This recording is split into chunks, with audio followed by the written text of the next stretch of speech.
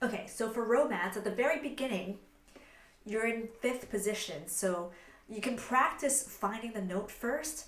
And I always, because everybody knows third position the best, probably aside from first position, I always like to work out my weird positions, or the less common ones from third. So I'm gonna go with my hands in first. I go to first, third, right? I'm sort of comparing the third position to first position, so I know where it is. And then I can shift from third position, one up, to fourth. And then I'm kind of in the right place already. And I would practice that out loud first. So right, I'm using the first position to find third. And then I'm going. And you can always check with your open string as well to make sure that you're in tune. Do that out loud a bunch of times so that by the time you have to do it silently,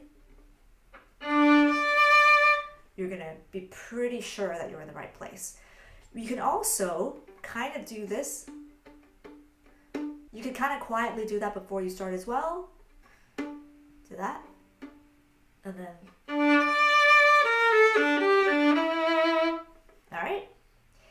The other thing is there's a bunch of open string Ds here, and they can come out really loud just because they're open strings, right? Like that's just naturally going to be a little bit louder than, it rings more and it's more hollow. So watch that you're not using too much bow. Actually, in fact, you want to use way less bow on those open string Ds so that you don't come out going. And it's weird that there's one note that's way louder. So I try to use actually way less bow than even all the other notes. And try to do that on all the other open string Ds here. Now there's also a whole bunch of shifts in the middle of this, and the reason why they're there, you may have probably noticed, is because of all the grace notes. So I just wanted to point it out and say, don't ignore those, because otherwise, if you do a slur and then you do the grace note but you don't shift, then nobody can hear the grace note because it just sounds like a slur, right? So that's why you're going, so at least sounds like there's a grace note in the middle. I also want to mention there's a funny bowing thing in bar 19. If you follow the bowing, by the time you get to 19, that D shouldn't be an up bow. So to fix that, I would just follow everything they're saying, and then at 19, just go down bow, and then up bow on that grace note so that you don't have to shift there and it will sound like a grace note.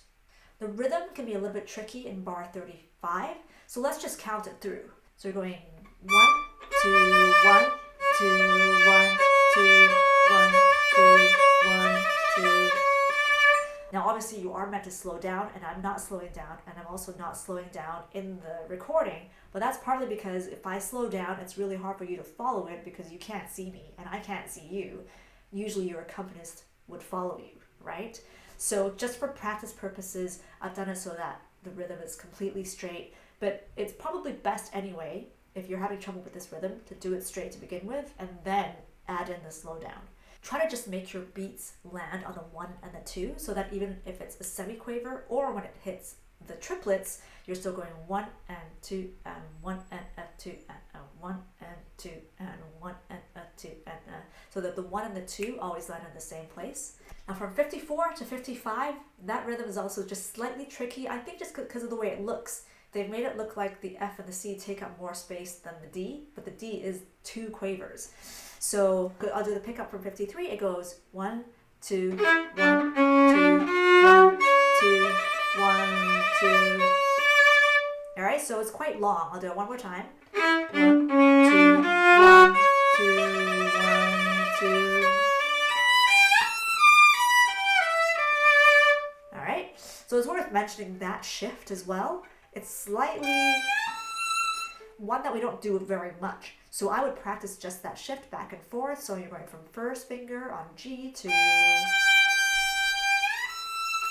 And I'm thinking about where my first finger is landing. So in this position, my first finger should be on B.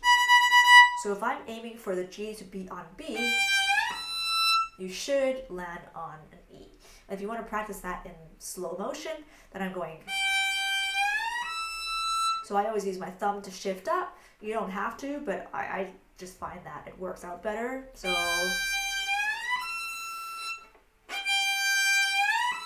if you want to go even slower than that, you can go